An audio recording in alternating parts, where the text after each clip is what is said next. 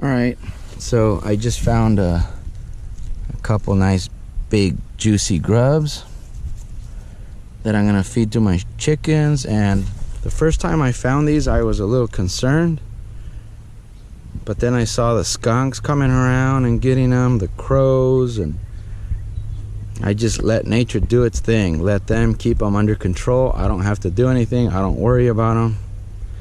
But anyways, here's the soil in this area.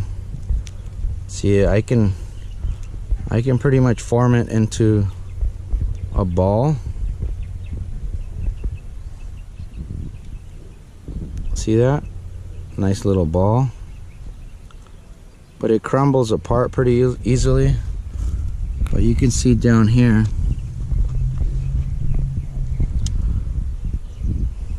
it's nice soil. It's like clay loam. That's what I call it,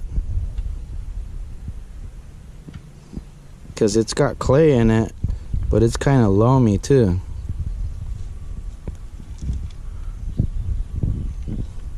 But when you can hold big chunks like this, you know it's got clay in it. Otherwise it would just, you wouldn't be able to hold it like this. See? So those citrus over there, down the hill a little bit, when I dug the holes to plant those, the soil was a lot more sandy. I thought it was gonna be the same way up here, but I mean, when it dries out, it looks really sandy. But I just moved the wood chips out of the way here, and I noticed that this soil is almost identical to the soil I just showed you guys. I was expecting it to be a little bit more sandy right here, but it's really close to that spot over there. So I don't know, it's weird. Here it's like different places. I mean, I could be, that's only 10 feet away, and I know it's a lot more sandier over there. But that's okay. I'm still gonna plant the Meyer lemon here. It'll still do really good because this is a slope, so there's still gonna be a good drainage. And this is a southwest facing wall, so it's gonna get a little bit extra heat. Citrus do like warm weather, so even in the winter time it'll stay a little bit warmer right here. And tropicals would do really good here. I do have a mango planted here, but so here's the tree. It's a really nice grafted Meyer lemon. And make sure when you plant citrus, they are grafted. You don't want to really grow citrus from seed because it takes a while for them to start fruiting. So why would you want to wait for 3 or 4 years, maybe 5 years, or maybe longer, only to find out that you don't like the fruit? Just go out, buy yourself a grafted one, and you're guaranteed it's gonna be good fruit. This one is a Meyer, and it is grafted. And there's the graft right there. And as you can see, I've got the whole pot in here, and it's a couple inches above grade,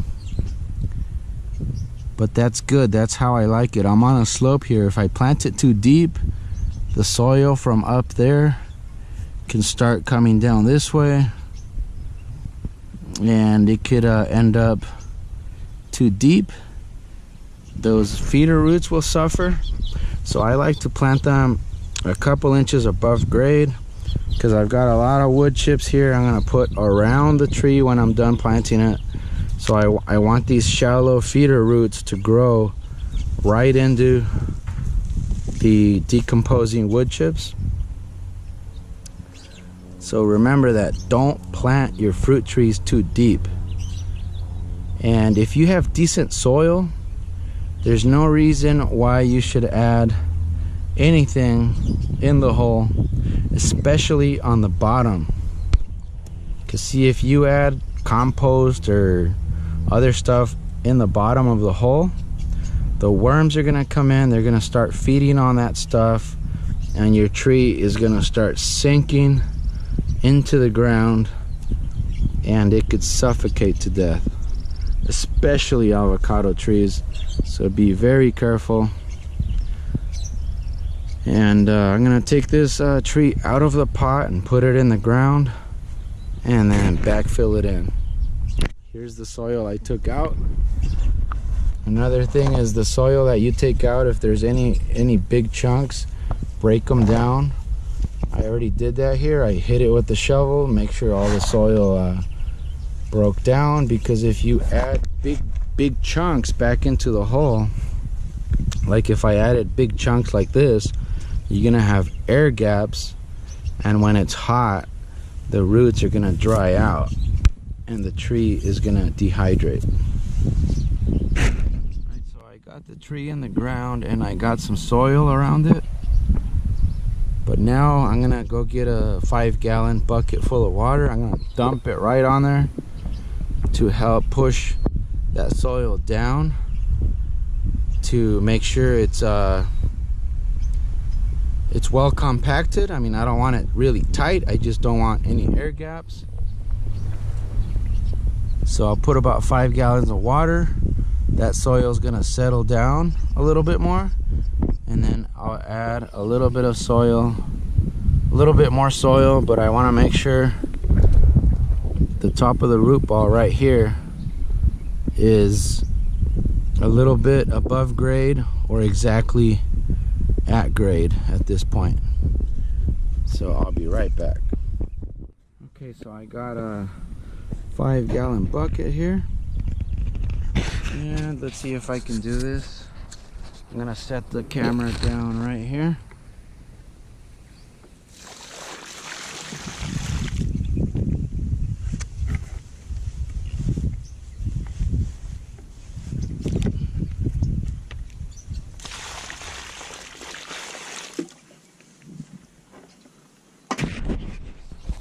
Alright, so I just dumped some water on it.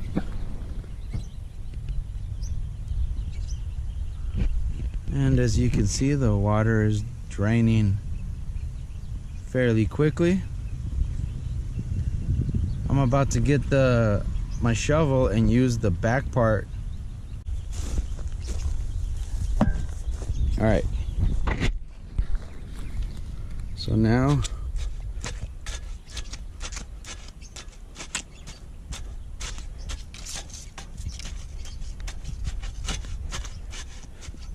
I just want to push the soil down, get rid of any air pockets.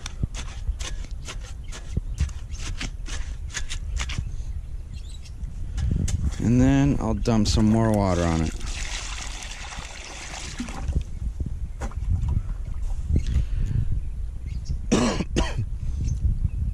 And I could already tell I'm actually not going to have to add any more soil.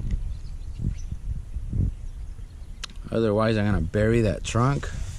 So I'll let this soil drain down, and then I will put a berm right here in the front, because I'm gonna hand water it probably every day. Like I said, this is a hot spot. The soil dries out so quick here, so I'm gonna water it every day for a couple weeks. And then I'll cut down to every other day, and then every third day. So I'll need a berm to hold all that water I'm gonna add to this tree. But while I'm here today, I am also gonna install a sprayer on it. This is my kit here. I'm gonna put one of these guys right on it, and this will spray a good 4 feet around the bottom of the tree. And I've got some 1/4-inch plastic tubing that will connect to the 1/2-inch line that's running over there in the back. So right, so the berm is complete. See, it's just a little hill of soil here in the front. Remember, I'm on a slope, so the water will come down this way. So this berm is about 2 or 3 inches high here in the front. It'll hold the water in here, drain down to supply the root system. So we're looking pretty good. All I'm gonna do now is add a little bit of wood chips here to help retain a little bit more moisture.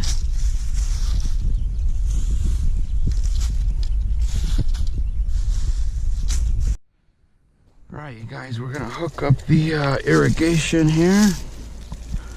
All I'm gonna do is punch a hole right at the top of this water line. I'm gonna put one of these fittings in here. It's a 90. When you hear it snap, you're done. And then I'm gonna push this 1/4 inch drain tube into it. That's why I have these. It helps to hold the back part of the fitting. There we go, it's all the way in. Now I'll just come down here and stick this sprayer right into the line, and I'll stick it right here, and I'm all done. Took less than 1 minute, right? So as long as you have a 1/2 inch plastic line running in your orchard, in your backyard or whatever, once you plant a new fruit tree or a new flowering plant, a new bush, a new whatever, it's really easy to just tap into that 1/2 inch line and put a new sprayer. So that's it, guys. The Meyer lemon is installed. By the way, I got this Meyer lemon at Clausen Nursery here in Vista.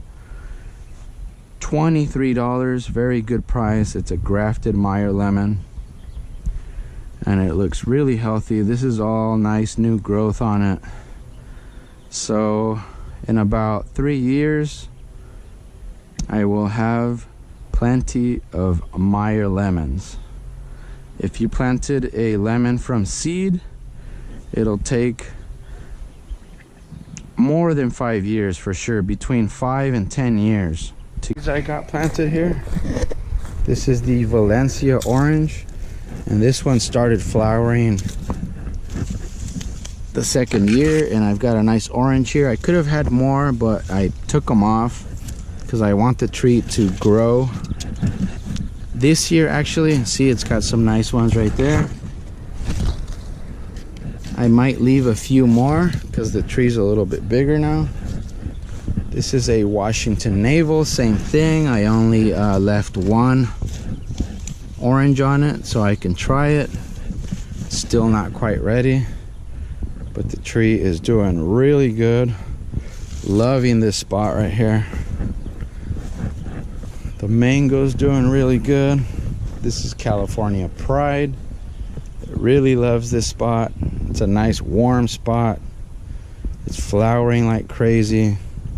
It'll set a few mangoes. See, you see them right there. Last year I harvested about 5. Very, very good mangoes.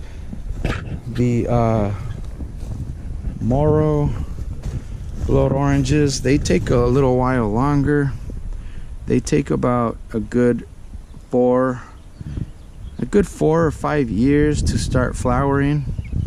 I don't know why, but that's what I've experienced so far.